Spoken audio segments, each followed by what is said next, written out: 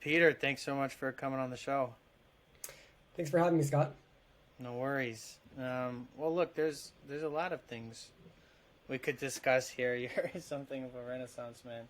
So why don't we start with just a bit of introduction and background? Who Sure. is Peter Clarke? So, I've always wanted to be a fiction writer. That was something that I always pursued. I realized very early on it was something I was likely not going to make any money at, which was probably a smart call. So Yeah. I ended up, going the education route, getting probably overeducated. I got a degree in psychology and then a law degree. Didn't Okay. really want to practice law, so I mean, I work in the legal field, kind of like the legal tech space. And I've always, I've written some novels. I've written a million short stories, gotten them published almost everywhere, mostly like small presses, but, my stuff's kind of all over the place. Um, but I came to this realization, and I think that this is something that a lot of fiction writers might run into, is that just I realized no one was reading my work, right? Mm-hmm. And I even have a literary magazine. I run a literary magazine. I care about that world deeply. But it Yeah. struck me that after doing this for like 14 years, no one was reading my work. I would, put my life and soul months into like a story, get it published, and then Yeah. 10 people would read it. So at the time, this is going back about 7 years, no, less than that, 5 years. I was the editor at findlaw.com, a Thomson Reuters company, and I was doing, writing legal articles and editing a group of writers. We were putting out about 100 essays a week, like a lot of content, a ton of content. Jesus. It's for their blogs program, so short pieces, 350 words. But it did kind of strike me that, I write nonfiction kind of for my living, my day job. Maybe I'll just try my hand at this. And so I wrote an essay, and it was my first essay I ever wrote, like that was very personal, or not Yeah. personal, but it was not something professional. Right? Creative nonfiction. A creative nonfiction piece, and it was picked up by Quillette, like the very first Oh. thing, and they paid me, Sick. and like it was read by a bunch of people, and I was like, okay, this is a thing, and so I still do write fiction. That is still something that I care deeply about. I have a collection of short stories being published by a small press this year. I'm just finishing a novel, yada yada yada. But like, I have found so much more success literally overnight just from writing essays. And this is kind of a pitch that I give to creative writers all the time now is maybe you're an amazing short story writer or novelist, but like honestly, use your skills, use your tools as a creative writer to write nonfiction, because I think a lot of nonfiction is just screaming for more personality and a more human voice. And that's something that I think creative writers can bring to the table. Well, look, man. These are some things that I grapple with, that I have grappled with, that I continue to grapple with. A lot of what you just mentioned, like my first book, was published, by some clerical error, managed to scoop up some awards, which, if nothing else, means that you can put like a little seal on the cover. Makes it look more official, but or gives it a nice shiny finish. But for all the success you can have writing a book, and I've talked to guys who are like a lot of, I wouldn't even say mid-list, just like guys who like write books for a living. Mhm. It's tough. It's a tough business. Like, I know the book, so the book, won awards, blah blah blah. I have no idea how many people read it, because as you can see behind me, and there's other bookshelves over there that are not in the purview of the camera. I buy books all the time that I don't read, that essentially amount to like coffee table decorations. And I read some of them, or I'll read like a couple pages, or like get a few chapters in. But it's a real, it's confronting as a writer. It's something I still grapple with. I don't think there's an answer for this, to like think like you spend a year or more writing like a book. Short story, you spend a couple months writing this, you put your heart and soul into it, it's a labor of love. And of course there's this argument, if one person reads it, that's all that matters, or I just wrote it for myself as a cathartic exercise. But I understand what you're saying. Like, it's tough to think like with the first book, I sold a bunch of copies, but I don't know how many of them were like read cover to cover. So it's confronting. It's drawing. Well, it's interesting because this is something that's on the minds for a lot of huge authors too, right? Like Sam Harris has talked about this, that he can for sure take 2 years and write a book and it will be read by a couple 100,000 people. He can in an hour record a podcast, put it out there, and it will be listened to by 500,000 people. And a book is more precious and it has more shelf life. And there's something that is, just inherently more valuable about it. But if you're just talking about influencing people and getting in people's brains, getting ideas out there, I mean, honestly, like a podcast makes more sense if you're someone of his profile. Personally, I think this is someone who's, a million miles below the Sam Harris level of recognition. Don't knock yourself. Yeah, well, I mean, I think it's important to do everything. I think I've got conference him in. I'll add Sam to the. Right. Okay. Yeah. Let's get him in here. I have a podcast. I have a literary journal. I have, I write essays at a SUBSTAck, and I also have a day job. I do have a day job and a child. Like, it's not that hard to really do some of do a lot of these things. Just like do an article a week, and then have different platforms to put it out on, and then have a friend that you do a podcast with, and then all of a sudden it looks like you're super busy, but you're kind of just like living your life and also being kind of having a creative side hustle. That's my take on what I think the creative people should be doing right now is just a little bit of everything. It's a good point. No, it's an excellent point about reach, on as far as a podcast goes. It's also, the time is inexpensive. Someone was explaining this to me. I was in Venice at the Venice Film Festival, La Biennale. And there was this whole, it's actually on a separate island, like 10 meters by ferry, but like it had tiny little island, I forget the name of it, dedicated exclusively to VR. And they call it immersive theater. And this is, all different kinds of things. People built like VR worlds. There was like interactive things where you're playing with other characters. There was ones where you were like moving around a room so you could like feel shit and like, whatever. You always come up on the like it's geofenced, so you come up on like a red screen so like you stop walking in that direction or whatever. But anyway, there was like a whole fucking bunch of different kinds of VR, and I interviewed some of the directors of these projects. May not sound like I have a point here, but I'm coming full circle. So I'm interviewing this one guy, Thomas Vilpo. That episode is forthcoming, or I think it's forthcoming. I have to go back and edit parts of it. Anyway, we're basically talking about time, right? And like expensive time versus cheap time. Time that you spend in a VR headset is extremely expensive because there's no multitasking. It is all consuming. You're not talking to, your spouse. You're not cooking dinner. You're not cradling your child. Like you're like fucking, you are just doing only the VR for that time. You listen to a podcast, you can be on your morning commute, you can be for a run, you can be driving.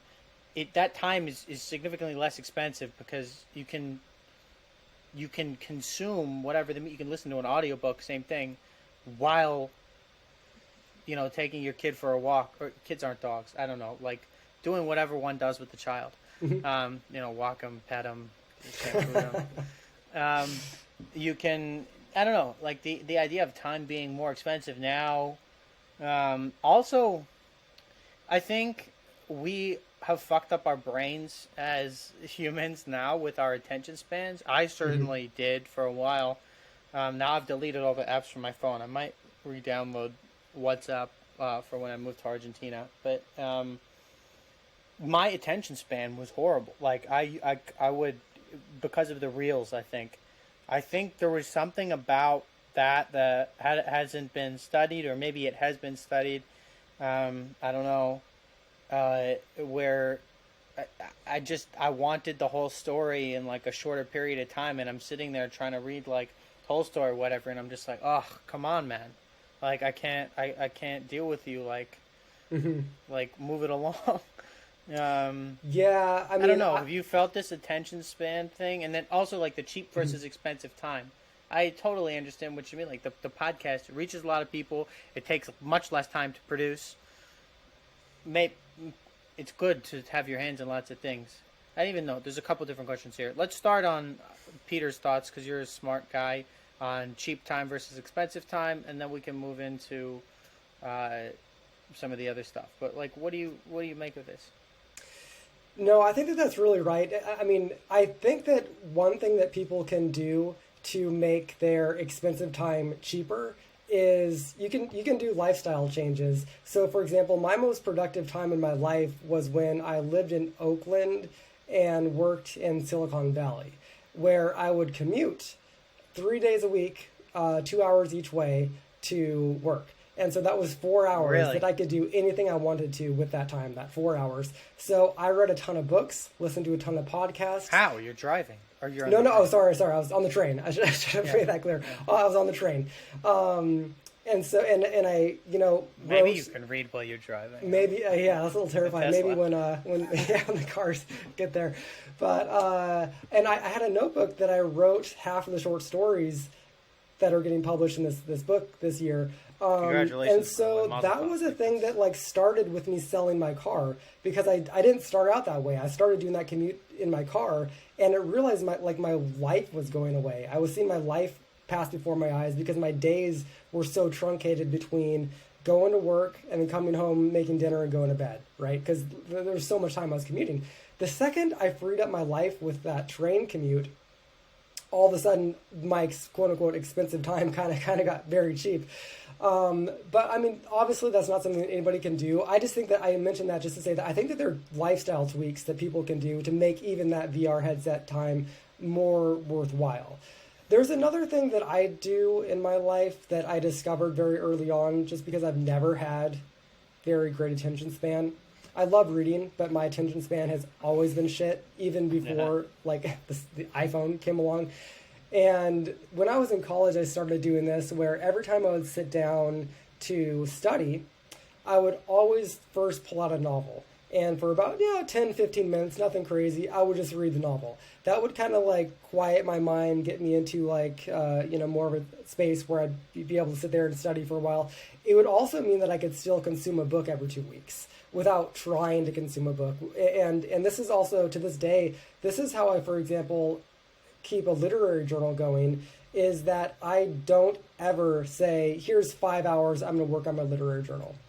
I instead, just every time I open up my my email, I have a separate email account for the literary journal. I'll just open my laptop and then spend 5 or 10 minutes kind of going through the inbox. And so I think that some people who are very anti-multitasking would probably have some criticism of that and say that I'm somehow not doing things correctly. I'm not sure, but it works. It's a thing that I think it keeps me productive more than anything else. And I know so many people who just like can't do a million things. They just have to do like, oh, I just have my day job. I can't do anything else. Like, why not? It's like just like squeeze it in. Just 10 minutes. 10 minutes a day. You can get a ton done rather than like thinking you need 5 hours set aside to do any given task. But I do think, I mean, my final thought here is that I do think that there's something kind of profound about the VR that doesn't allow you to truly multitask versus the podcast that does. And I think that this is why possibly AR might be the winning ticket for the next generation of technology rather than VR. Because when you have a AR, maybe, I don't know, whatever Apple comes out when they release some sort of a glass, that will allow you to drive your car, plus check your email, plus call people, plus on and on and on, while maybe experiencing a city like you never have before, because it's also mapping on beautiful art, beautiful murals on the buildings that don't otherwise exist there, or whatever the case is, right? With AR, but I think that is kind of an articulation why AR might win the next generation of tech. I think that's so. A couple things here. I'll work backwards from the last thing we were talking about. Yeah, I mean, everyone thought VR porn, and I asked about this. Everyone thought VR porn was going to be like the bee's knees, and then we're just going to, I don't know, it's kind of disconcerting. Imagine you have like a Her type, if you ever saw the movie Her, Well, you have like a fucking Chat GPT powered that's read like seen every romantic movie and read every Tinder conversation ever. They like know how people talk. You can get like a fucking fake virtual partner. You can get like a sex robot to fuck you, and then you can like watch VR porn that like interacts with the sex robot. That's freaky, right? And so I don't know. Maybe we're going there. Maybe we're not. I have never had sex with a robot, but I can't imagine it would be as nice as a human. But and programmed to all your fetishes and blah blah blah. But anyway, so I'm interviewing all these directors, and I asked like, why is VR porn like? Why are people not? I thought that was going to be huge, and they were like, first of all, it's not that good. Even in Venice, the VR stuff wasn't that good. Like, I mean, I didn't do it. Who am I to criticize? But like, it wasn't as far along as maybe I just assumed that it was. And second of all, like, I don't know, it's just not the same to just be like watching VR porn. So I think you have a point about the AR. Like, maybe as humans we'll just be like, yeah, nah. Like, maybe I actually want to go to a rave rather than like take MD in my garage and like attend the rave virtually. I think you're onto something there on the winning ticket comment. Yeah, I mean, it's just going to be interesting because there are going to be some sub-demographics of people who just do VR porn with a girlfriend. I mean, they clearly exist right now, the whole incel phenomenon. And, I mean, in a sense, I want to be not completely cynical about that. I do want to say every human experience is kind of equally valid at some level. Maybe maybe you're not contributing to society, or there's a list of things that we kind of expect of humans, right? But at the same time, we have like 8 billion people on the planet, right? And we are more well-rounded as a species if we have people doing a little bit of everything. And I'm kind of okay with those people, in a sense, like doing a self-experimentation on that world and then coming back and telling the rest of us what it's like. There's this guy who I've written about, Wellman. I'd have to look up his name. I've wrote about him for Aerial magazine, actually, where he spent a week in... Iona's been on here. Yeah, I actually listened to that episode. Yeah, well, I wrote her because I'm going down to Argentina, and she's like, like Tango Queen. Anyway, that's irrelevant. Continue, please. Yeah, so I wrote this piece about this guy, where it's inspired by this guy who spent a week in VR. At this point, many people have done this, but back when he did it, it was like he was one of the first people, maybe the first guy to do it. It's on YouTube, where he filmed his experience just being... He would shower. He had a contraption where he would shower in VR with the headset on, that sort of thing. Then he came back weird. And he did a YouTube video about it, and it was, interesting. And it was interesting to the point where it inspired me to, write this fairly long-winded essay about why VR is kind of comparable to the 18th century Decadence movement, where there's this book called Against Nature by this French author Huysmans, and he writes about how he was sick of society, sick of everything, sick of life. He went away off into the hills, and it's this very bizarre book where he'll spend chapters upon chapters just talking about how he's just like eating cheese and smelling perfume. He locks himself in a room, just smells perfume for hours because he wants these fake experiences, because he thinks that like fake experiences are more valid than real experiences. He doesn't want to smell flowers, he wants to smell perfume, that sort of thing. That's what VR is. And so we are kind of, in a sense, living in a modern decadence movement, like the 1800s, writers, kind of discussed. That's interesting. That's fascinating. And maybe the demographic of people who do dive full into these immersive experiences, maybe they'll have something to share with the rest of us, just like the 18th century decadence movement folks did too. I mean, some of our favorite writers and authors came out of that movement, and that's just kind of interesting. It is interesting. What characterized the 18th century decadence movement? Well, I'm not embarrassed to say. I like asking questions. I'm unfamiliar with this term or this cultural phenomenon. So what was it? Where was it? What was going on? I mean, I understand, read a lot of French literature about, noblemen behaving badly and whatever. But is that the kind of stuff like some like obscene rich people shit, or like what are we talking about here? Yeah, it's a little multifaceted. There are different ways to kind of get into that. Who situate us? We're in London. We're in Paris. Who's being decadent and how? Right. In And what is terms of decadence? art, well, I mean, this is why I love the concept of decadence. And so, because it relates to culture, but also art. You eat a cupcake that's just full of frosting. Oh, that's so decadent, right? But decadence also means the downfall of society because we've lost our moral compass. It means a lot of different things, and so that to me is just why it's such a fascinating term. But in the late 1800s, the book Against Nature was a catalyst for this broader movement. But are you familiar with Beau Brummel? No. There's this character. He actually was British, but he loved dressing up in the most outrageously fancy clothes of all time, and so he was a dandy. He was kind of like the original dandy. And it was interesting because he wasn't a wealthy person. He wasn't part of the upper classes, but he would dress up like this, kind of in a sense, in a way that would kind of mock them, but also kind of beat them at their own game.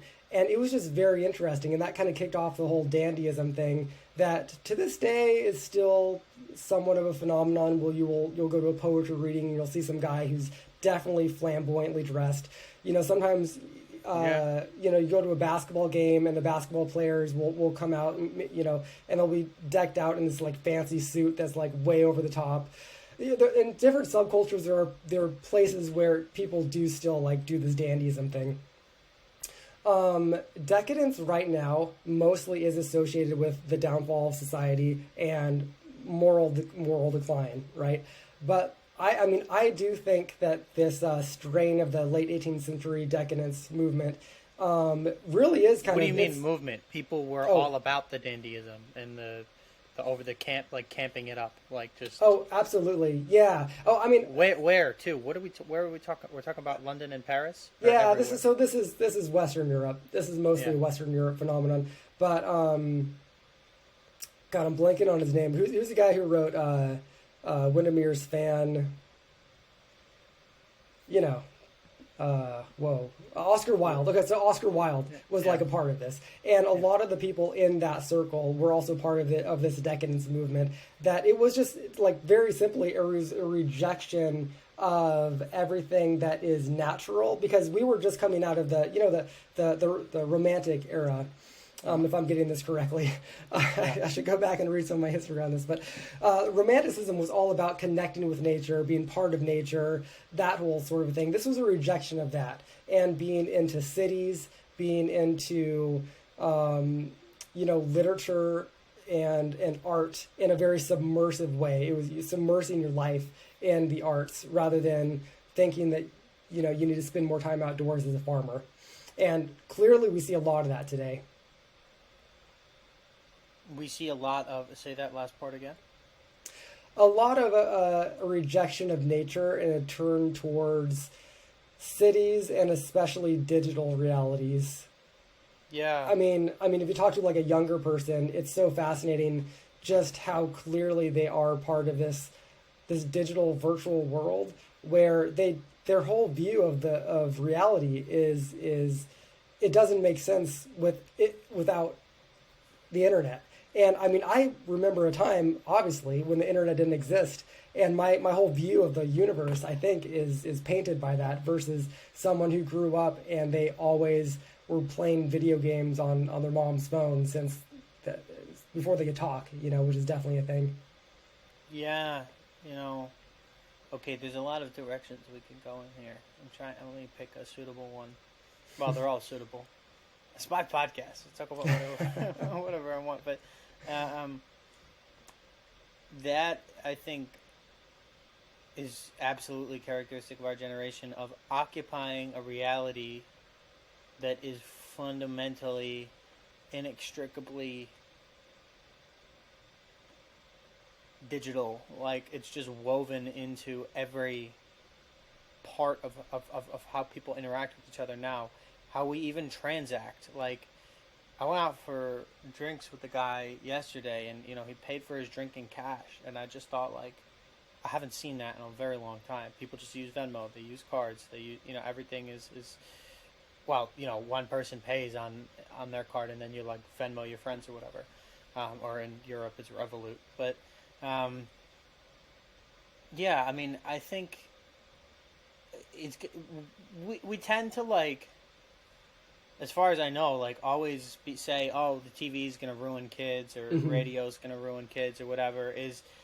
But I do sort of feel in some ways that something really profound is going on with the short form video content, TikTok, Instagram Reels, YouTube Shorts. I might get into the game too. I mean, it's a great way of reaching people. It's an art form in a way. It's low overhead. You don't have to, like, go to a movie studio to produce what people would call a film now. Like, there are YouTubers who just, like, make millions of dollars a year just, like, filming from their room. The costs are low.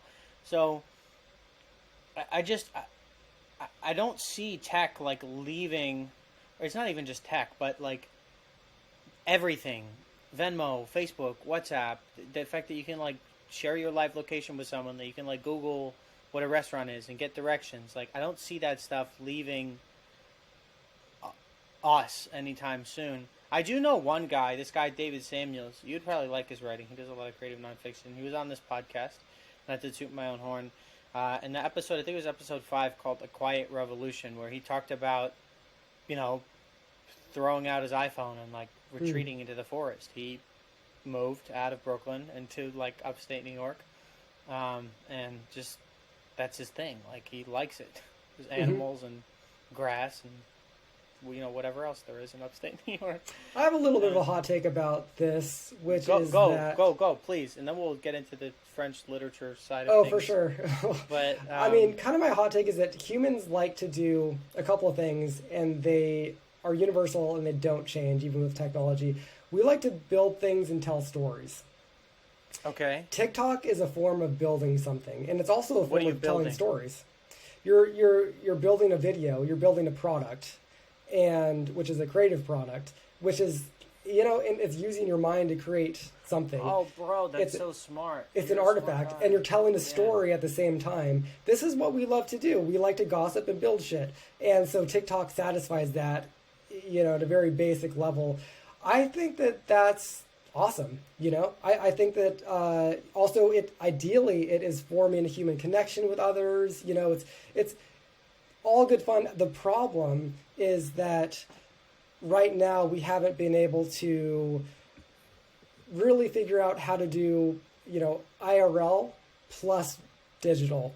And I have been corrected about this from people who, like, work in schools. Well, they will say that kids still hang out at lunchtime. Like, everyone is still just as social as they've ever been. I think that online people talk a lot about how kids no longer know how to socialize and blah, blah, blah. They don't have friends. But like, I think I just haven't talked to some teachers and people who, like, spend time in schools. I guess, like, maybe it hasn't been that radical of a change. But we do see on the margins, there are incel communities. There are people who just, like, there's a loneliness epidemic for people who are, like, 65 plus. There are problems. There really are problems. But I do think that there is definitely a way where we can healthily keep all of our digital tools and also keep friendships. I think that there's a way to do that, and it may not be as challenging as people make it out to be. I just think that it might just, I mean, I don't know. It's like, imagine one app that doesn't let you spend more time on your phone than 2 hours a day, right? and maybe it Okay. becomes popular to download that. That's something that like a lot of people might buy into, but no, You like can set time limits on your iPhone. absolutely, Well, like I have them, but I blow through them I sometimes. was just gonna say, like, not a lot of people are gonna like ditch their phones and move out into the woods, like that guy you were mentioning a second ago. Not a lot of people are gonna do that realistically, but maybe a lot of people will just be like, it's not cool to spend all day on your phone, so I'm just not gonna. That's a thing that's a possibility. It's interesting. Do you do video stuff or jokes review? Do you have like TikTok summaries of books, or I don't know. If you like, you thought I about mean, doing I that? I don't. I've thought about it, but I have a podcast, and I have done some short videos. I did a short film. I'm not. I mean, I did a feature length film actually over COVID. During that time when I was stuck at home doing nothing, I had two friends, and we were all like, "Hey, we had all this time. Let's like make a movie." So I've done digital stuff for sure, but I haven't done the TikTok, the short form stuff yet. I haven't really done I as feel too much of it old to as. be honest. I feel too old. Yeah, I haven't dabbled either. Maybe I will, but you're not too old. Um, like I don't know. It's I'm just thinking about that. Was a very insightful comment, Peter, about building things and telling stories. That is absolutely human, and we tell ourselves stories all the time to make ourselves feel better, to explain things, to explain all kinds of stuff. I mean, look at all the stories, and every aspect of humanity is basically one version or another of storytelling. TikTok just taps right into that. So Yeah. it's not subtle either. Like you're creating a little story. So I got you. All right, let's talk about the phenomenon of all these little French fucks, right? And my family is not French, but francophone, and I've lived in Paris and whatever. But whatever. I'm still gonna call them French fucks because it has a nice consonance to it. Um, you have all these little French fucks in 17th, 18th century literature, 19th century too. Balzac was full of this. In fact, we'll use the example of Balzac of Lost Illusions. Are you familiar with the book? I read It's him okay a if you're not. long time ago. I may or may not have read that. All right. Well, I'm a that big fan, though. I was anyway. whatever. This is a story that we see again. Basically, you have some kid who's like kind of poor, living in the countryside, moves into the city, becomes rich in the city, whether it's in the post-revolutionary decadent boom of the 1820s and 30s or whatever, or whether it's before that.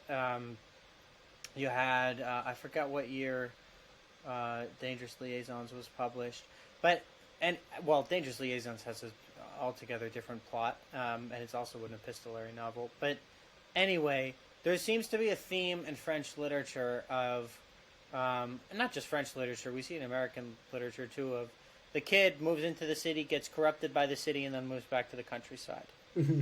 Um, Typically, but not always, the kid is poor in the countryside, rich in the city, then somehow manages to lose the money in the city, or his wife dies, or in some cases both. In the case of Lost Illusions, it's both.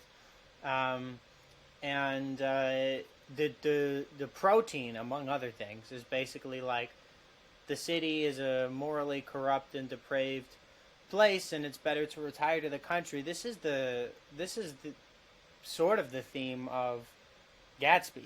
At the end, we had a bunch of Midwestern transplants who went and like settled in New York. Basically, Gatsby was from Dakota. Daisy was from Louisville. She's not Midwest. That's the South. Whatever. Tom was from Chicago. I think Tom was from Chicago, even though he went to Yale. Anyway, none of them were from New York. They all, Jordan Baker wasn't from New York. They all ended up in New York. They behaved decadently and behaved badly. Tom had his mistress. Gatsby had these crazy parties. And then at the end, someone died. Gatsby. Though I hold out for the fact that maybe he swam up to the top of the pool. and that the funeral was staged. But oh, can you hear me? Oh, there we go. Here's an example of some guys. You know, they all lived in New York. That was fun. That was decadent.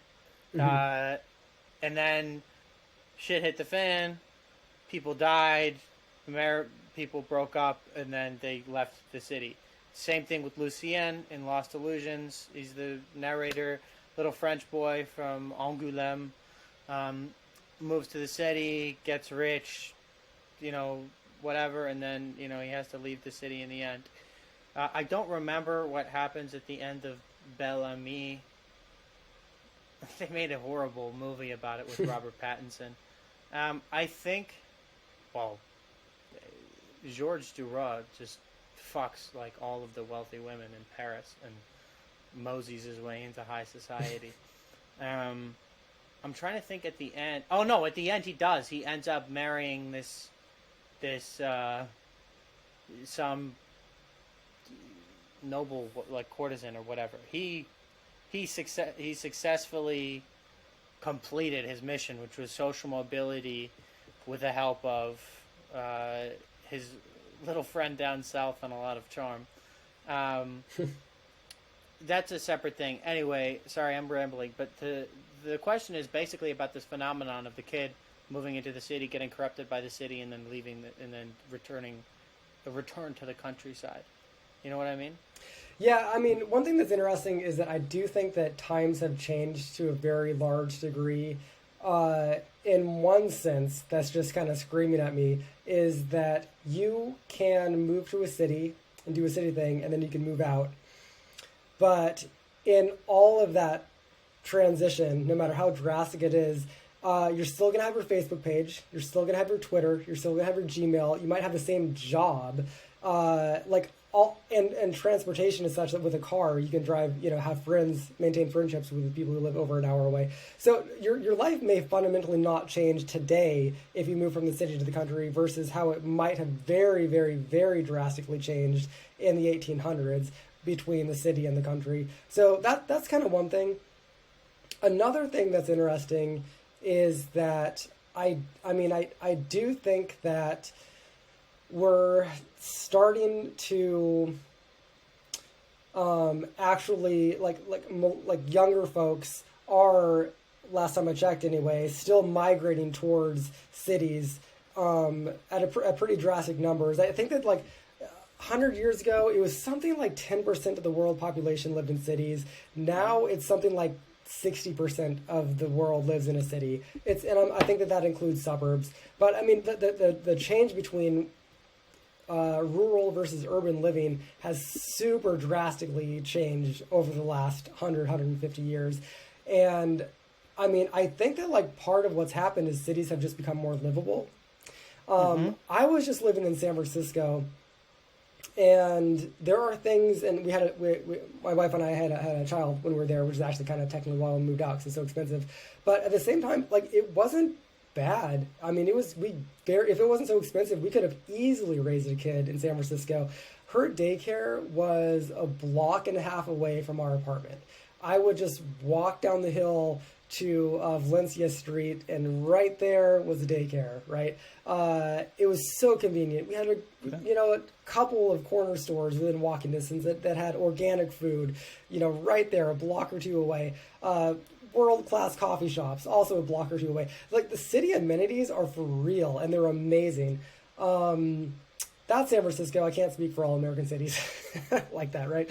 But, I mean, back in the day, cities were dirty, and you get diseases. There were rats and just, nasty bugs, and you couldn't just call an exterminator. I mean, I think that a lot has changed over the last 100 years, where city living now, it's not bad. It's not bad. If you can make it work, I know for some people it can be very challenging, but, city living is pretty good. And, suburbia living, not that great. You don't have nearly the number of amenities or friendship opportunities or job opportunities or, I mean, on and on and on and on. If you can make it work, city living now, I think is great and going to hopefully even get better as soon as my optimism is that millennials will take local government positions kick out all the geriatrics, and then all of a sudden we'll be able to like build more and do a lot of things with cities that are just overdue, I think.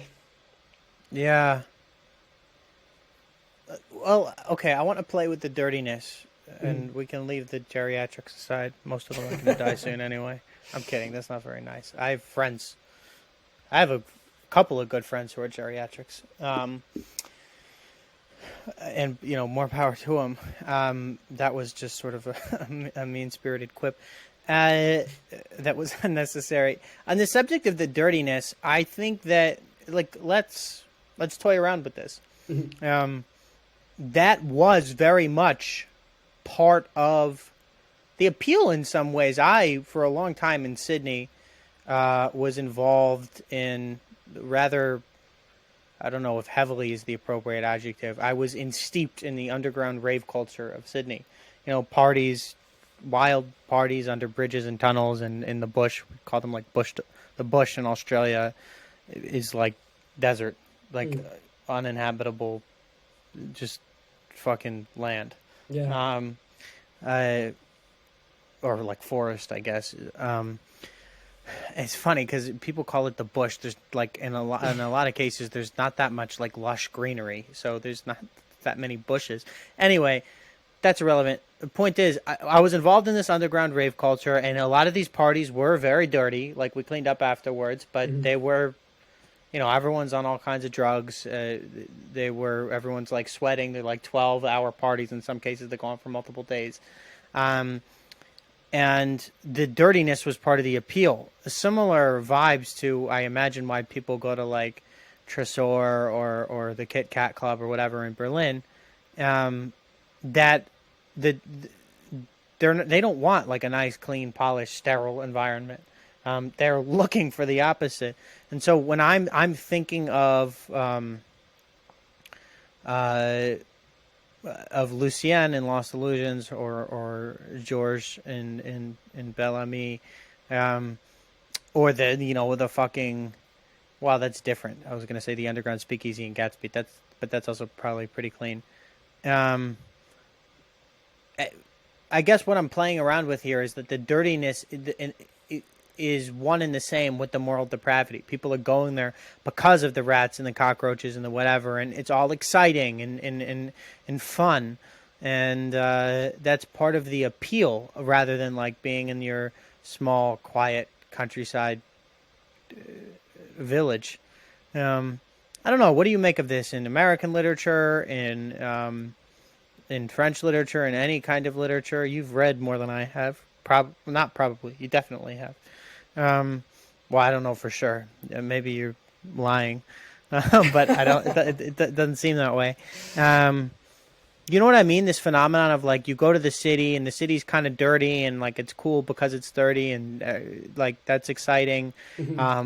But that the depravity and the decadence and the decline, the loose morals or lack of morals or whatever, is because of, I don't know.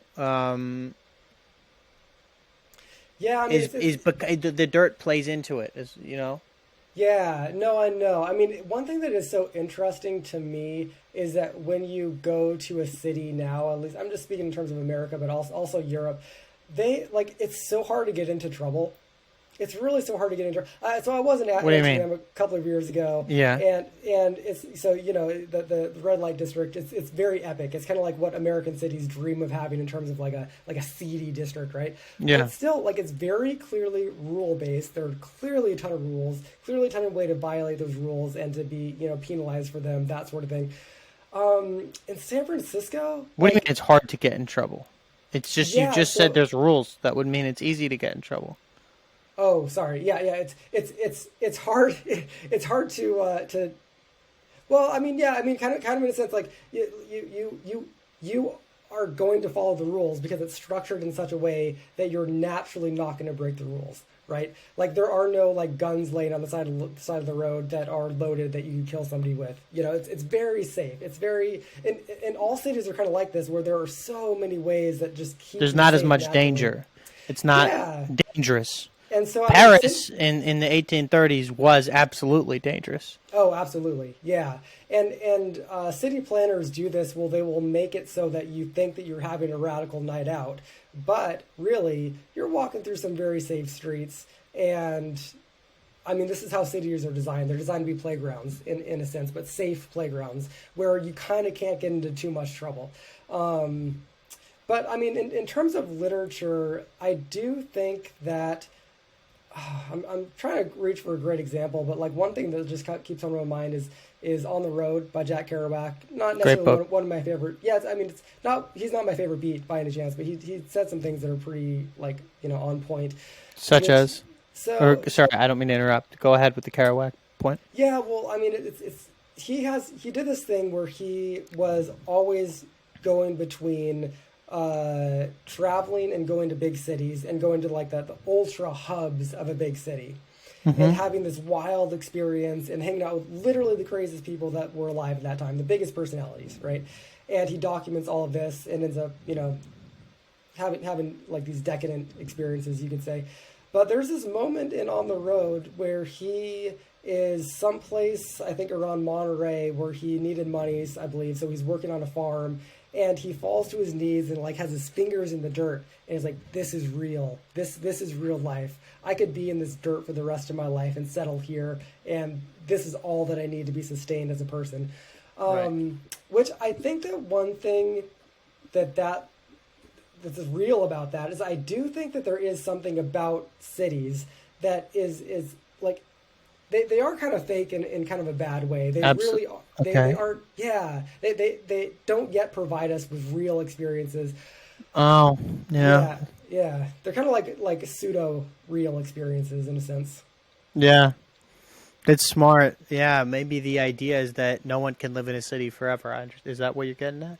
Like, of course, these guys flamed out in the city, whether it was Gatsby and Daisy or whatever French protagonist, because humans flame out in cities because there's no fucking such thing as a city. Like, it's made up.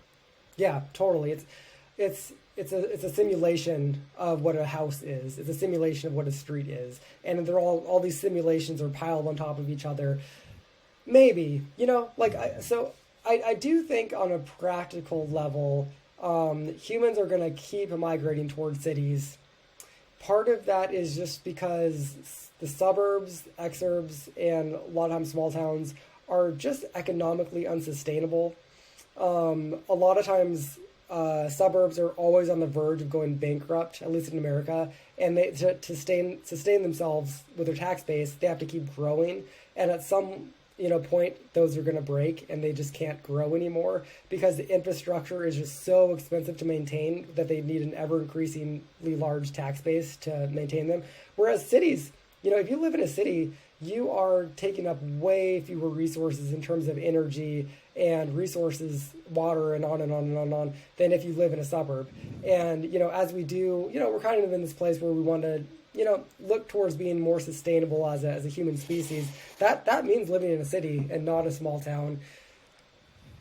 So I do think that we should preserve all of our green spaces so that they're easy to access. I mean, this is one thing that I really do like about a town like San Francisco is that all you got to do is drive 10 miles in any direction outside of the city, and you're in like kind of pristine, untouched land. At least it feels that way. It gives that impression. Plus the beach, right? And so you don't have to go too far to like see the real world and experience nature. Harder to do in New York, unfortunately.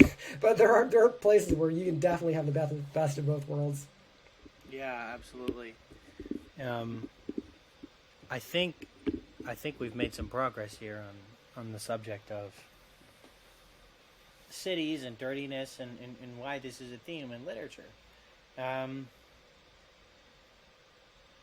There's something biological. Who wrote that book Against Nature? Carl Wiesmann, Huy, I believe is how did you talk about this, or who was talking about this? Was that you? you? I brought that up, yeah. Yeah. Okay. Sorry, I have fucking memory problems. Too much red wine. But Well, actually, I feel in some cases red wine helps with memory. But yeah, like this is not natural. I mean, like I fucking love Paris. I love New York. I love London. I'm flying to Buenos Aires and soon, um, and I've never been there, but it looks beautiful from the pictures. But yeah, maybe they're. Why do these guys at the end up back in the country? Why are we buried in the ground? I mean, there's lots of reasons for that, but just ideating because it's what was that?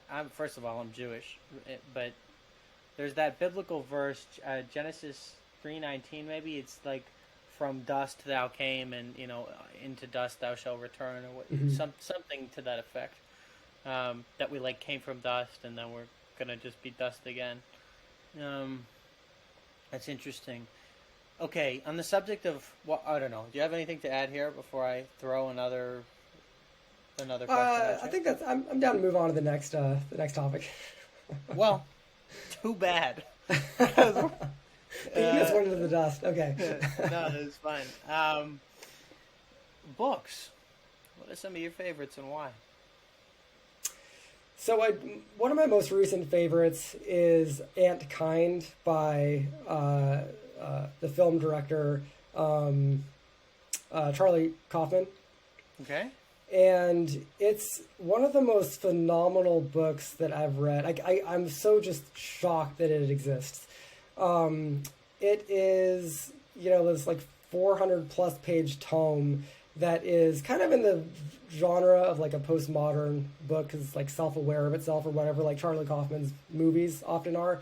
But every single sentence is just like flowing with life and dripping with comedy and irony, and it's like this wonderful, wonderful piece of literature that is a little bit under the radar. But I have this test for books that he like completely clears the line, which is that I think that you should be able to pick up any novel to any page, to any paragraph, read a paragraph, and it should be entertaining. I think that that's Okay. like the ultimate marker for what a good novel is. Too many novels these days, I think, literally are just so safe, and they have like in American literature, there's this voice. It's this very toned down, muted, understated voice that's very like Bret Easton Ellis. I even like him as a writer sometimes, but it's just like taking Hemingway's work and just going to the most boring place with it. This is 99.9% of American novels right now. There are so few people that have a very clear, energetic voice to themselves. To throw out another book that passes this test, I think, is My Year of Rest and Relaxation by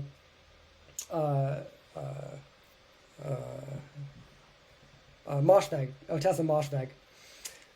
Also satisfies this test. You can take that book, you can open it up to any page. You'll chuckle. If you read a paragraph or two, you'll just start chuckling. It's just so like fantastic and relevant and modern.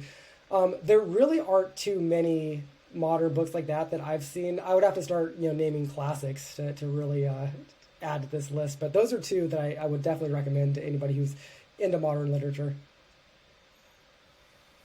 Okay. What about the classics? I've never read James Joyce. It's kind of, I don't think embarrassing is the right word, but I am disappointed in myself. I'm literally looking at the portrait of an artist as a young man right now. It's been sitting on the bookshelf. I haven't read it. Have you read Joyce? And Quite a bit, yeah. I would actually skip the artist as a young man. It's a great concept. I would read the Wikipedia for it of why it's amazing, because it is amazing. But then I would honestly, I'd skip to Ulysses. Ulysses is one of the most fantastic texts ever written. It's bananas how awesome it is. It's boring at times, clearly, obviously, but it's also the most lively prose that it probably exists on the face of the planet. It'll blow your mind. It's amazing. interesting. Okay. Why? Well, without plot spoiling. No, I mean, there's kind of no plot to spoil. I guess it's like a day in the life, like June 16th or whatever in this dude's Yeah. life. This is Ulysses we're talking about. Yeah, Ulysses. So James Joyce, for that book, he manages to take a million different styles and throw them into one book and make it work. Where, I mean, it's like an action movie at times. It is like a dense PhD thesis at times. It's a pop novel at times. It's a romance, it's like a seedy romance at times. It has a little bit of everything, and it's all stylized to the point where it's almost shocking that one dude wrote it. And at the same time, it's also not cheesy. It's very real and authentic and feels timeless. You know how like you listen to like a Bob Dylan record? There's for whatever reason there's just something timeless about it. Not all of them, but most of his records just feels timeless. Ulysses is like that, where it just feels timeless, and that to me is just something that's so rare.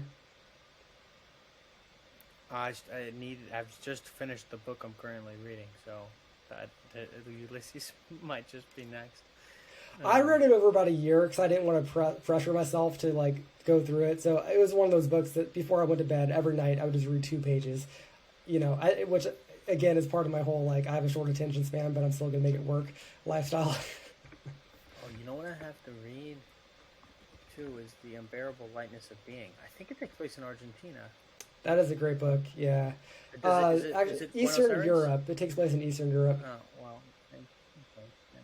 there's a lot of Italians in Argentina. Kundera, yeah, and I love Kundera. Yeah, I couldn't comment. Cause you'll like him too. He's awesome. Yeah, that's cool.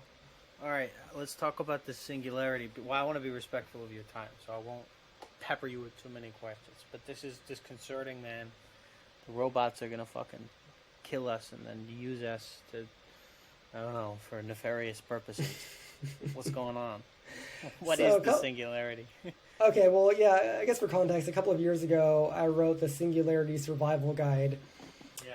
I started working on that project as a very sincere take on, like, a survival guide for what happens if robots unironically take over. Mm-hmm. But it was just so boring and so requiring so much research. I abandoned it, and I abandoned it several times. But there was a moment when I realized that, oh wait, like this could be a joke, like this could be funny. And so I found a voice for it by there's this book by J.P. Dunleavy called The Unexpurgated Code, and it's all these short chapters about how to live properly, but in like this humorous way. So it's like how to pick up ladies at the local pub. It's that sort of a thing. But how to smoke your cigars so you don't look like an asshole. It's that sort of a thing. Short chapters, but this phenomenal voice that he pulls off. I kind of stole his tone and that style, or was inspired by that tone and style, I should say. And so I wrote this book called The Singularity Survival Guide, and it's written as if it were written by a program. So these programmers in Silicon Valley developed this program that was going to spit out this text for how to survive when the robots take over, right? And so it spits out this text. There's a goofy backstory. I won't belabor the point. But the survival guide is written by this robot and tells you how to survive when the robots take over. And it's actually kind of like real advice, but it's just presented in a silly manner. But I do think that this is a real conversation that is important to have. That robots, AI, I mean, it's getting more and more intelligent all the time, clearly, with ChatGPT and all these things. We haven't really figured out, one, how to incorporate the technology that we have right now, and two, we haven't figured out how to, even have these conversations about the next generation of these technologies. And so what's happening right now, and what's going to continue to happen, is just very smart, ambitious, well-resourced individuals are going to start, amassing these tools and building companies based on them. And governments, I think, are going to be left a little bit behind because governments just move so slowly. So, I think that it's going to be really interesting just, what businesses develop out of these things, how many people lose their jobs, and if we're able to, move forward over the next decade without, mass social unrest because of it. I think that it could be all for the good of humanity, but there are multiple ways in which it could turn, badly for us. Yeah, that's what I'm worried about. Yeah. Like, as a writer, okay? I mean, if you can just feed someone all your favorite fucking novels, right? If I, like, give this guy Bret Easton Ellis and Bukowski and whatever. I haven't even read much Norman Mailer, but let's just say we throw all, like, the great sort of macho writers, and you give this AI, not macho is not the appropriate word, but I'll list some, whatever. You give the guy like Tom Wolfe, Joan Didion, Hunter Thompson, Bukowski, and then like all the fucking lyrics of Warren Zevon, and you let the AI do whatever it's gonna do with that, and then you're like, write me a story about guy who's 50 and he's depressed, and then whatever. Like there's just so much to draw from. I can't read the entirety of literature, but the AI can. It can read way faster than I can, like in a matter of seconds. And so, or maybe longer than seconds, I don't know, and then spit something out. So like with ChatGPT, kids are going to cheat on their high school essays. That's, in some cases, I think, I don't know, whatever. I don't think that's a huge deal. Like, make them write the essay in class and then chat, whatever. There's solutions to that. But, I don't know. What do we think about ChatGPT's effect on writers or filmmakers? You fucking say you want to see Tom Cruise getting gangbanged by Ninja Turtles. You can just plug in to the AI, make me a deep fake of Tom Cruise getting gangbanged by Ninja Turtles or whatever, and then you don't need to spend millions of dollars filming something like Babylon, for example, or something like, what on the subject of Damien Chazelle, La La Land or Whiplash. Those take fucking a lot of money to film that. A lot of, there's sets, there's cameramen, the get a feed, the whole thing. It's a labor-intensive thing. Or you could stay at home on your computer and program the AI to do it. Now, we're not there yet. Again, the VR stuff I did wasn't as far along as I thought it was, and I don't imagine that, deep fakes video creation is either. But, like, everyone's talking about generative AI. How do you think this will affect our livelihoods as men of arts and letters, Peter? So, I do like to be optimistic about these things. For one thing, it's just interesting. A couple of months ago, I spoke with a guy who was the digital director. I'm not sure exactly what his title was, but for the film Everything Everywhere All at Once. Yeah. And so that film, if you see it, it looks like it's a Marvel movie at times, where you would think that they would have Marvel-level studio resources, like a team of 100 people doing the visual effects. They had, I think, 6 guys working on that, and it was in this dude's spare bedroom in Los Angeles, and they just cobbled this thing together, and it looks absolutely amazing. That wasn't necessarily because these are superhumans, but because they had kind of superhuman level tools. And a lot of those VR jobs that people do, they're kind of like boring slog jobs. I had a roommate one time that this is in San Francisco, he'd come home and I was like, hey, what were you up to all day? And he was like, oh, well, I was designing a lamp for a video game. He spent all day designing a lamp that was in the corner of some room in some dumb video game, right? Kind of a waste of time at some level, I'm sure that guy had really big ideas and grand visions, but he designed a lamp for a video game that day. I think that we'll be able to use these tools, creative people can use these tools to express their grand visions without needing 100 Marvel VX workers to get it pulled off. That's part of my optimism, is that I think that we can be empowered by these tools. I do think that it will probably also cheapen a lot of the creative output that we have, because I don't know. I think that we need savant human beings at the helm of creating our great films and our great books. And I hope that whatever AI brings us and allows us to do, I hope that it's not a bunch of mediocre people who are just happen to be tapped into the VR resources or whatever that allows them to create things. But I don't know. I don't know. I think that humanity will always have, weird visions, and we will use the tools of the day to make those into creative projects. Will people lose their jobs though? Like definitely, yeah. Yeah, but also new jobs will be created. And new jobs will be created. Absolutely, yeah. And there's the whole quality assurance thing too. I forget where I was reading about this. Maybe Alex Hormozy or Hormozy, however you pronounce it, the guy with the big calves. But yeah, like quality assurance, like if they can read all of those great authors I said and then produce a story and then I go in and like massage it, that's still, it's still art, and like people. I mean, this is why so many people were upset with Andy Warhol, right? Because he kind of like cheated in a sense. But he kind of rose above that by being a character in and of himself. Imagine if Andy Warhol was just like not interesting as a person. People probably wouldn't have cared so much about his art, but he became a socialite in Manhattan and, hung out with Edie Sedgwick and all these like super glamorous people.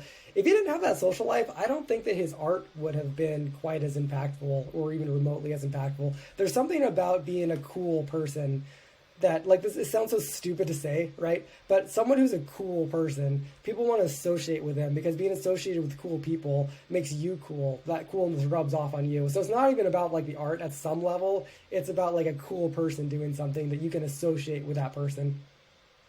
Yeah. When you look at Joan Didion with that epic picture of her with a cigarette, she's all like emaciated in a t-shirt holding a cigarette.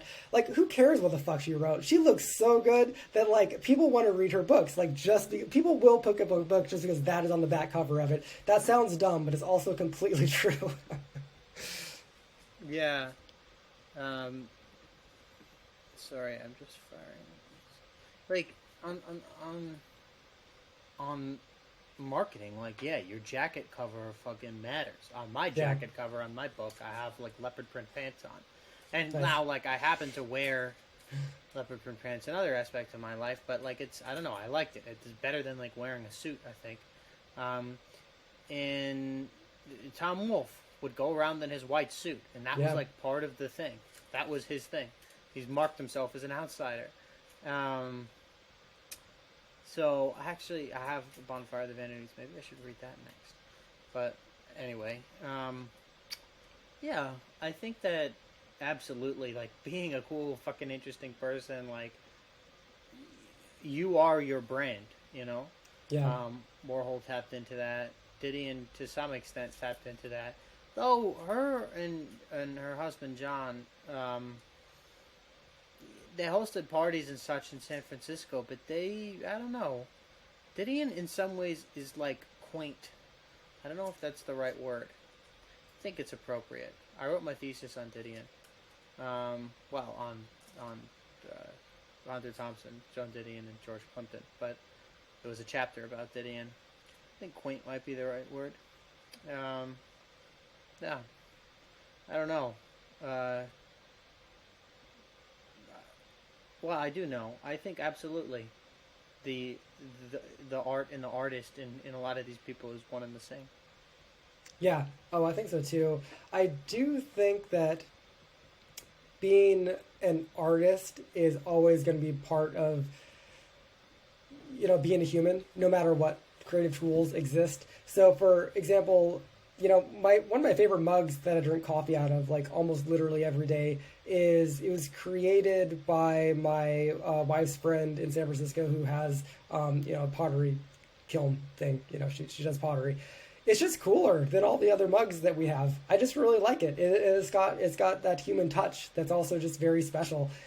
I think that art will always have that, even if we could completely replicate her mug a million times. Who cares? Because mine is the one and only. I think that we will start to consider artists to be more craftsmen again, where it's just cool to have like the local honey from the local honeybee guy that you're putting on your toast from the local artisan baker guy. Yeah. That like on and on and on and on, because there's just something just fun about that and just real and like connecting that is just ingrained in us, because we're animals, we are just like, goofy animals. And I think that having human connections is always going to be important to us. That's an excellent point.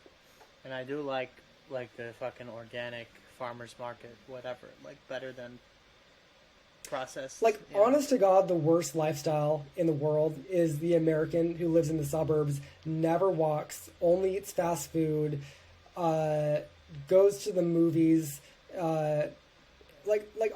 doesn't, again, like they're living like a very lame version of the 18th century decadence movement, where they're experiencing all fakeness, but it's not only fakeness, it's like mass produced fakeness.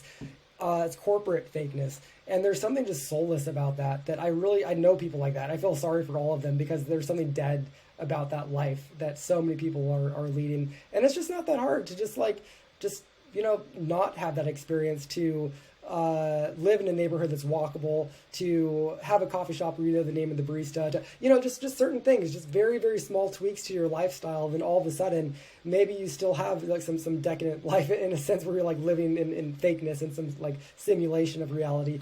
But maybe it's just like a cool artisanal simulation rather than a corporate bland simulation. Yeah, absolutely. Absolutely.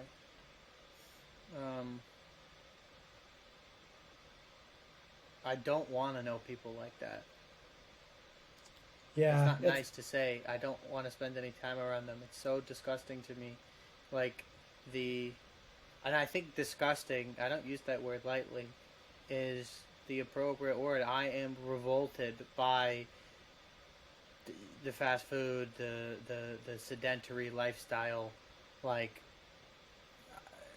I mean, people can do whatever they want. I don't want to pass judgment, but I don't want to do it, and I don't want to be around other people who are just like, yeah, I know exactly what you mean. Like, what they're like a perfectly good class of people who like live in the suburbs and drive their kids to school and then drive them home and go to the movies and eat Wendy's and Arby's and Long John Silver's and Red Lobster and the like.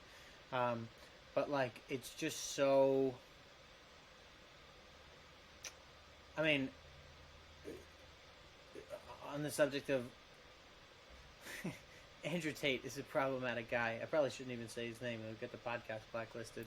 But for what everyone thinks about his views, one of his main talking points is some of which are rather objectionable, but not all of them. Like, one idea of his that I think is interesting is this idea of the Matrix. And Andrew Tate didn't come up with this. Noam Chomsky wrote Manufacturing Consent, I think, in '88. Joan Didion wrote Political Fictions in 2000. Matt Taibbi wrote this book called Hate Inc. And they were all sort of talking about politics and media and how the issues we're discussing are not really the issues. They were decided upon ahead of time by a little oligarchy, and then they're spoon-fed to us, and we act as if we have a choice in the matter. It's the exact same thing, or we think that we have a choice in the matter. Like, why we're talking about this issue today. We act like, oh, well, I chose to. You absolutely did not choose to. This was like a concerted effort. There was sort of a consensus that this is what we want people to talk about, and then it's spoon-fed to people. So these guys living in the suburbs, I'm just thinking about, like, you go to Wendy's or whatever that has, like, they know exactly how to market to you. They have their deals, or, they have all that shit. You go to, like, Costco. I was in Costco. Costco is the height of decadence. And, like, it provides a service. People need to buy food for cheap, and that's fine. But, like, when people go to Costco, in my experience, you do not go to Costco with, like, maybe you go with the shopping list, but, like, there's all the samples. It's just it's a whole fucking. I could write a short story about Costco. It's just an insane place. Like the warehouses. It's the same kind of thing on Chomsky, Didion, whatever. They're talking about, like, politics. This is just like all these things are just people have, like, got their plugs into you, and you're just providing them with cash. Whether it's corporations, this whole lifestyle. Is just completely catered to by corporations, and I don't know. I just don't like it, and I it's beyond disliking, because that is different. I'm not trying to be, like, xenophobic against the idea of it, xenophobic's not even the word, but like afraid of something that's different. It's more. I think it's not good. I think it's not a productive way to live. Even if you're like a fucking high school teacher, like you're doing a nurse, like you're doing something that's like good, fundamentally like good for humanity or whatever. It's just, I don't know. Maybe that level of fakeness is too much, or maybe I'm just being a snob because I'm more okay with the fakeness of New York. Well, I have a funny experience or anecdote about this, which is that, and the moral, the cut of the chase, is that I think that just because something is fake now, give it a little bit of time and it might become interesting. There's this song by Pete Seeger, the folk singer, called Little Boxes, and it's about this suburb of San Francisco called Daly City, where there was Levittown in New York, and then there was this Daly City thing, where it's one of the first mass constructed suburbs in America, where every single house looks the same. So the song "Little Boxes on the Hillside," blah blah blah blah, and everyone lives the same lifestyle. Everyone has the same, wears the same clothes, drives the same cars, goes to the same work, goes home. So it's like a parody of this, or making fun of this lifestyle. When I first moved to the Bay Area, I lived in one of those houses on the hillside in Daly City. And in one of those like boxy houses that they're all the same in every neighborhood. You can drive forever. All the houses look the same. Except, when I did a short film about this, enough time has passed that this community has become very weird, just like goofy, where it's no longer white people. It was designed to only be white people. Now it's like 70% Filipino. And like I lived in this house with this Filipino guy, this Filipino couple, and when you walk into their house, it's the most like colorful, vibrant, like artsy place I've ever been in my entire life. And it's so not that song. Like, and the only thing that happened really was just time passed. And so something that is boring and even designed to be boring, I don't know, give it enough time. People are weird. People will fuck up normality and make it weird. And that's just something that I really like about humans. I don't know if that's going to be the case with Costco necessarily, but like look at Kmart. Like, I don't even know if Kmart still exists, but it was a boxy store that became weird. It became like weird, and then I think it went away. But like, I mean, you know what I mean? Like, we will take things and make it weird, whether like that entity likes it or not. That's one of the funny things about humanity. But it takes weird people to do that. I don't know. I don't know. We are weird I do worry about the norm cores. Yeah. What is it? The norm core? What is that? Like the sheeple? Yeah, the sheeple. That's another term for it. Yeah. Yeah, no, like, maybe I should call this, like, getting weird. Or something, making things weird. Like, yeah, we're humans. Yeah, we can't live in the boxes forever. I actually, I found this to be interesting. There's this town in Alaska. I saw this on the internet. I don't know if this is true, like on a meme or something, but I think it's true, where,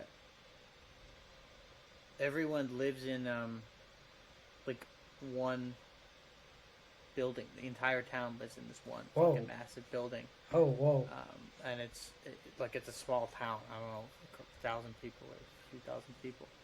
And it's just like so fucking dystopian to me. But like, did you ever? There's a book that came out in the 50s, I think, called The Man in the Gray Flannel Suit. There was that. Leonardo DiCaprio, Kate Blanchett, not Titanic, maybe it wasn't Kate Blanchett.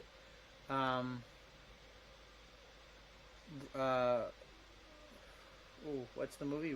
Not Run River. That's a Dennis Lehan film. We need to Google this. This is important. Ooh, I'm not familiar. Yeah. Leonardo DiCaprio movie. 1950s suburbs. Revolutionary Road. Oh, okay. I never saw it, but I know about it. Interesting one. Good one. Anyway, not much more to add there, but this is when I look at like Costco or a mall, some suburban mall with just like hundreds of cars parked in the parking lot, and families usually hanging out at the mall. Like, there's the food court. They have lunch. They make like a whole day out of the mall trip, and like that's exciting for them. Um, it just gives me the ick. I mean, it's It interesting just to read. feels like the height of decadence, maybe. I don't know. Yeah, there's this philosopher Baudrillard, who's one of my favorites, and he describes America in a very interesting way in terms of simulation and simulacra. He has a book by that title, and there's this concept where if you're in Disneyland and you look around, it's all fake houses, it's all fake streets. Everything is fake and is designed that way. It's a simulation of what a real house is, it's a simulation of a real street, that sort of thing. But if you pull out from that and look at LA, it's the same thing. The streets are just copies of copies of copies of other streets. The houses, same thing. I mean, we've been building the same general type of a house for thousands of years. It's all just a simulation. It's, oh, we saw somebody else do that, let's do that here. And that's what modern civilization is. We're just like recreating simulations, which is why I think when you stumble upon something that is like authentically like bespoke. We were just in New Orleans, right? When you walk down the French Quarter, it's a weird place because it was created with a bunch of different historical reference points, and it for a while there almost died, and then it was kind of like revitalized. There's so much history and real life there that you can't really call that a simulation of anything because it's kind of like risen above that to become like an authentic place. I think that we do need to continue to value authentic places like that as humans without like somehow turning them into museums. When you walk around San Francisco right now, it feels like a museum city, just like a lot of like European cities. They feel like museums a little bit. That's another like weird balance that we need to somehow, I think, get right, is to make cities still like be alive and be authentic without being museums. But even the most museum-y city in the world is still just more interesting and more fun to be in than your generic strip mall in America, for sure. Yeah. Yeah, it's pretty interesting. Just America, like, it's awesome. It's gigantic in so many ways. Not just the size, but just the portions, everything. Like, and I don't think it's. I think it's in some ways decadent in a way that's not cool. In a way that is not. I don't know, but I'm also very much against like a religious revival, or like I don't know how familiar you are with like. Well, we don't need to get into this, but like the NatCon movement and Yoram Hazony and like this idea that the solution to the decadence is restoration of moral order. I don't know. I kind of like the depravity of Berlin or the depravity of Paris or whatever. And I think that, yeah, as you said at the very beginning, decadence is not...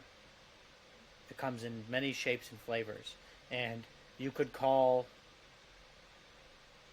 a mall in central New Jersey decadent, but you could also call like a lavish black tie event in New York decadent. So I guess yeah, decadence comes in different shapes and forms is the consensus. All of life is insanely decadent right now compared to what it used to be 100 years ago, just in terms of all the things that we have that are free, you know? Oh yeah. You own a cell phone. You have access to the internet. You have all the resources in the world. All the knowledge in the world is completely free at your fingertips, and that's something that is just like we don't even know to do with that. It's just crazy. Like I can't even wrap my mind around that. It's nuts. That's cool. Anyway, that wraps up things for me. We talked about like a fucking wide a range of things. Thank you for bearing with me. Is there anything that you wanted to... where can we find you? First of all, what are the handles and the platforms and such? I'm on Twitter. Yeah. Hey Peter Clarke, HEYPETER CLRKE. Okay. I have a fairly new Substack that's pertinent to this conversation. It's called the Decadence Project. Oh, sick. where I explore a lot of these different topics. And I also have a fairly new-ish podcast called Team Futurism. That's on YouTube and Apple and Spotify and all the usual places. Those are the places you can mostly look me up these days. Yeah. If you are a literary-minded person and you're listening to this, I would also say check out Jokes Review. It's jokesliteraryreview.com. That's my literary journal, and we do some awesome things. We publish books, maybe like one book a year, and they're all like very esoteric, artsy works. And I'm trying to build like a cool community over there of like outsider, like goofy thinkers. So join me over there as well. Feel free to reach out to Jokes Review, follow us on Twitter, and just say hey. Awesome. Well, I'll be subscribing. And, please do. Yeah. I feel like you'd fit in. Thanks for